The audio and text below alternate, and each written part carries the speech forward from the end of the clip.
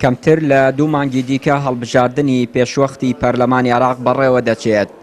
کوردەم خولەی هەڵبژاردن دەوێت لە ڕێگەی بەدەستێنانی زۆرترین کورسی پەرلەمانەوە دۆخی کەرکووک ئاسایی بکاتەوە و گۆڕانکاریە یاریەکان کە لە ڕابردوودا بە تایبەتی دوای ئۆکتۆبەری 2017 کراون بگۆڕێت. ڕۆژنامەنووسان و چاودێرانی سیاسی پێیان وایە کورد ناتوانێت لە ڕێگەی هەڵبژاردنەوە دۆخی کەرکووک بگۆڕێت و گۆڕانکاری لە پەیکەری ئیداری شارەکەدا بکات تا ئەو کاتەی نێوەخۆی ڕێک و تەبا نەکات و لەگەڵ پێکاتەکانی دیکەی شارەکە با ڕێگە چارەیەکی گونجاو بۆ یەکلاییکردنەوەی دۆخە نەگات.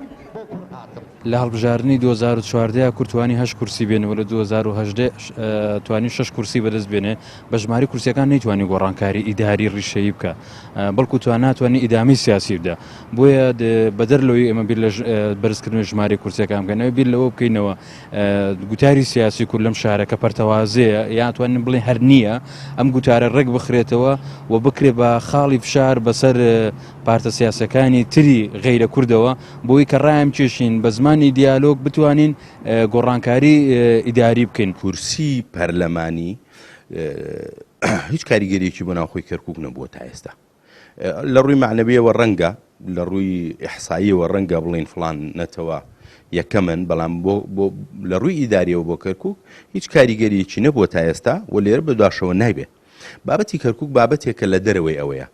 پێم وایە پێویستە سەرکردایەتی سیاسی کوردستان دانوستانی تایبەت لەگەڵ بەغدا و لەگەڵ هەموو ئەو لایەنانەی تریش بکات کە پەیوەنددارن بە کەرکووکەوە کە پێم وایە تەنیا بەغدا نییە بۆ ئەوەی دۆخی کەرکووک بە جۆرێ لە جۆرەکان ڕێککەوتنیکی لەسەر بکرێت کە هەموو لایەک پێی ڕازی بن.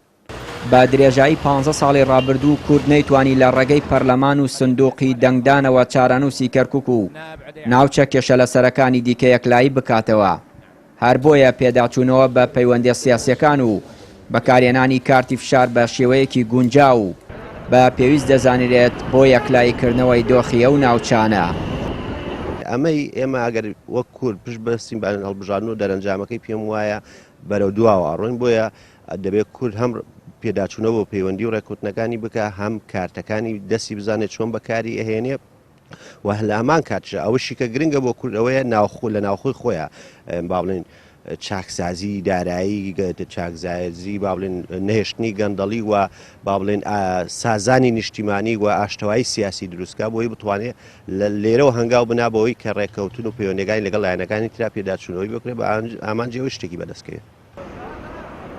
لە دوای ڕووداوەکانی 16 ئۆکتۆبەری 2017 و دەرهاویشتەکانی ئەو ڕووداوە پارتی و یەکێتی دەیانتوانی بە کۆبوونەوەیەکی ئەنجومەنی پارێزگای کەرکووک ڕێگە لە گۆڕانکاری ئیداری کەرکووک و ئاساییکردنەوەی دۆخەکە بگرن بەڵام بە هۆی ناکۆکی و ململانی سیاسیەوە نەیان کرد تا ئەوەی کورد ئێستا وەکو پێکهاتەیەکی سەرەکی ئاوت کراوە و لە بەڕێوەبردنی کاروباری ئیداری و سیاسی شارەکە هیچ ڕۆڵێکی نییە.